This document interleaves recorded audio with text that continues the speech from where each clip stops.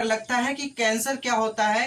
Cancer एक बता दें कि एक डिसीज है, और इसको सुन के बाकी लोग जितने भी जिसको भी नाम सुनते हैं उसको डर लगता है कि कैंसर बहुत भयानक डिसीज है। एक्चुअल में है भी।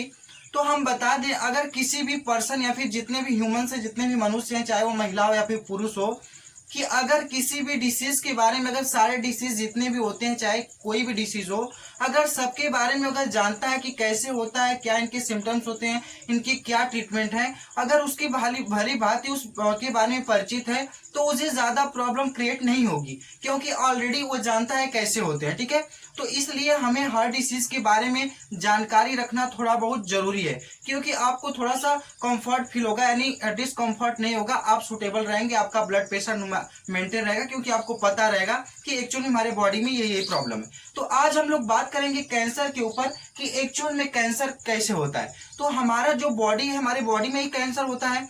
तो कैंसर को सबसे मोस्ट इंपॉर्टेंट रोल किसका होता है, कौन क्या करता है, तो इसमें दो टर्म होते हैं। एक होता है डब्ल्यूबीसी, और एक होता है आरबीसी। डब्ल्यूबीसी का फुल फॉर्म होता है व्हाइट ब्लड कॉर्पसल्स, और आरबीसी का फुल फॉर्म होता है रेड ब्लड कॉर्पसल्स। ठीक है, तो ये जब डब्ल्यूबीसी होती है, हम जानते हैं कि यह हानिकारक बैक्टीरिया को मारने का काम करती है, हानिकारक बैक्टीरिया को मारने का काम करती है। जो ये आरबीसी होते हैं, तो ये क्या करते हैं, ऑक्सीजन को लेके जाते हैं और कार्बन डाइऑक्साइड को बाहर लाते हैं, यानी ट्रांसपोर्टेशन करने का काम कौन करता है, आरबीसी। ठीक है, रेड ब्लड कॉर्पसल्स।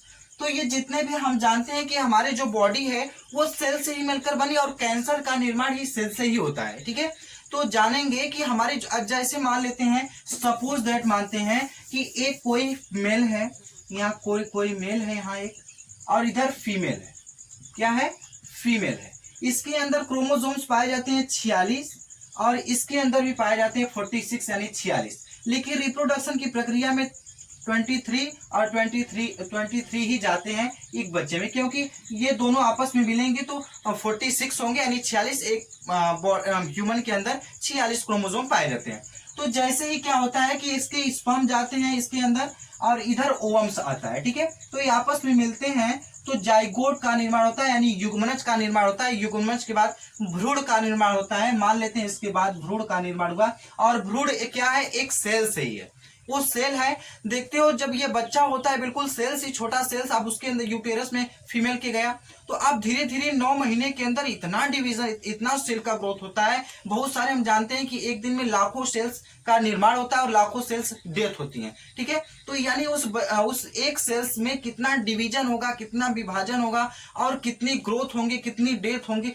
तो उसके बाद जाके 9 मंथ के बाद क्या होता है कि एक 3 किलो का बच्चा, वही एक सेल्स ग्रोथ करके 3 किलो, यानी कई सारे सेल्स डिवीजन करती हैं। डिवीजन करने के बाद 9 मंथ के बाद आपको 3 किलो का एक बच्चा यूटेर मतलब फीमेल के द्वारा जन्म लेता है। ठीक है, तो यानी सेल से ही तो हम जानते हैं कि हमारी बॉडी सेल से मिलकर बनी है। बहुत सारे सेल्स मिलते हैं जो टिश्यूज का निर्माण करते हैं, बहुत सारे टिश्यूज मिलते हैं तो ऑर्गन का निर्माण करते हैं, और बहुत सारे ऑर्गन मिलते हैं तो ऑर्गन सिस्टम का निर्माण करते हैं, और बहुत सारे ऑर्गन सिस्टम मिलकर एक बॉडी का निर्माण करते हैं। तो ये हमारे बॉडी का टर्म हो गया कि निर्माण कैसे होता है। तो आज कैंसर के बारे में हम लोग डिस्कस करेंगे, कैंसर का निर्माण कैसे होता है।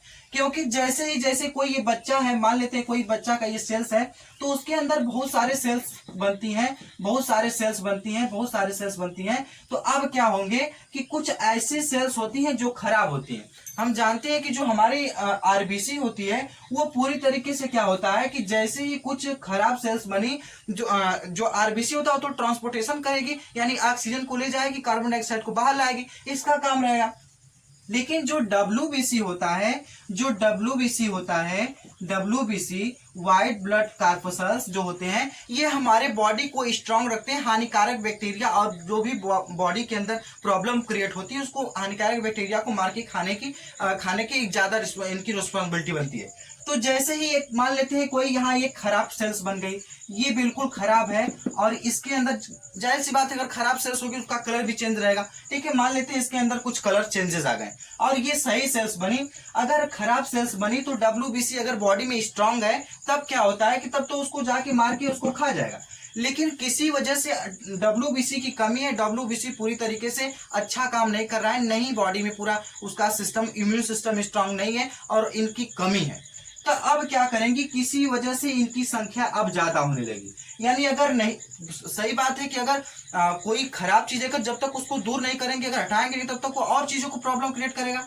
तो जो ये सेल्स एक तो खराब बन जाती है। देखिए, क्योंकि अगर हम बता सकते हैं कि एक आदमी के सबके अंदर कैंसर होते हैं, लेकिन इसमें बात यह होती है कि WBC रोज एक खराब, जाहिर सी बात है, कुछ अच्छी सेल्स बनती हैं, कुछ खराब भी होती हैं, तो खराब सेल्स को डेली मार के खाने का काम करता है। ठीक है, तो इसी प्रकार जैसे ही कोई खराब सेल्स बनी, अगर WBC स्ट्रांग है तब तो इसको खत्म कर देगा। अब नहीं है स्ट्रांग, नहीं पूरी इसकी मात्रा ज्यादा है, तो अब क्या करेगी कि यही खराब सेल्स धीरे धीरे डिवीजन करेगी, बहुत सारे सेल्स का निर्माण करेगी, अपने स्थान से दूसरे स्थान तक जाएगी। यानी 4 स्टेप में जाने के बाद क्या होता है कि इसकी संख्या ज्यादा हो जाती है, और धीरे धीरे इतना डिवीजन करते हैं, इतना ग्रोथ करते हैं कि धीरे धीरे हमारे बॉडी में कहीं ऐसे उभार जैसी संरचना दिखाई देती है।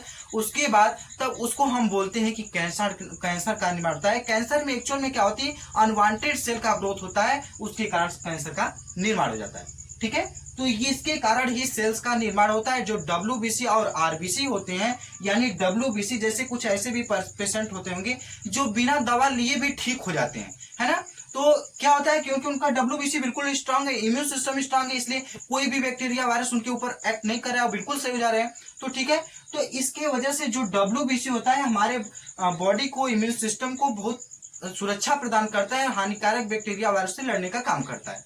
तो यानी कैंसर का निर्माण कैसे होता है, बहुत सारे सेल्स बनी और 1-2 सेल्स खराब भी होती हैं, तो उस खराब सेल्स को WBC की कमी होने की वजह से, स्ट्रांग न होने की वजह से, अगर वह बच जाती खराब सेल्स, धीरे धीरे वह ग्रोथ करने लगती है। ग्रोथ करते करते एक ऐसी स्टेज आ जाती है कि वह कुछ पार्ट ही कवर कर लेती है, जिससे उसे हम बोलते हैं कैंसर का निर्माण। इसीलिए बताते हैं हम कि हर 6 महीने पे, हर साल भर पे एक बार अपने बॉडी का चेकअप कराना बिल्कुल जरूरी है। क्योंकि आपको कोई कैंसर हो चाहे अन्य डिसीज हो, आपके शुरुआती दौर में आप उसको देख लेंगे तो अच्छे से ट्रीटमेंट करा लेंगे, आपको कोई बॉडी पे इफेक्ट नहीं पड़ेगा, आप बिल्कुल हर चीजों से बच जाएंगे।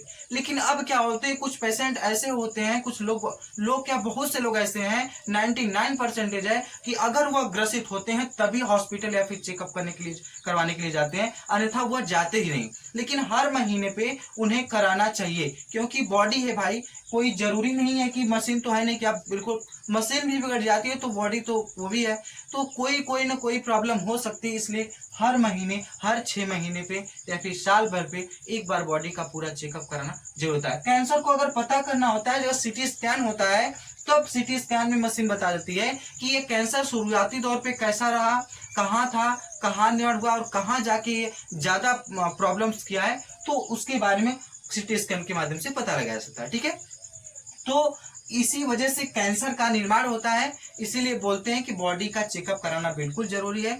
और जो कैंसर होता है कई प्रकार का, वैसे blood cancer, skin cancer, lungs cancer किसी को हो जाता है तो लोग पहले TB जो डिसीज होती है, जो वायरस के कारण होता है, तो अब उसको चेक नहीं कराते, मतलब उनको भले भली भांति लंग्स पे चेकअप कराएंगे, TB तो नहीं है, तो इसीलिए हर चीज को चेकअप करवा के तभी उस पर ट्रीटमेंट करें ताकि सही इलाज पा सकें। तो जो कैंसर कई टाइप्स का होता है, और नेक्स्ट वीडियो में हम एक एक प्रकार के बारे में पढ़ेंगे। और चैनल वीडियो अगर समझ में आओ, अगर अच्छा लगा तो प्लीज लाइक करें, कमेंट करें, सब्सक्राइब करें और एक दूसरे को शेयर करें।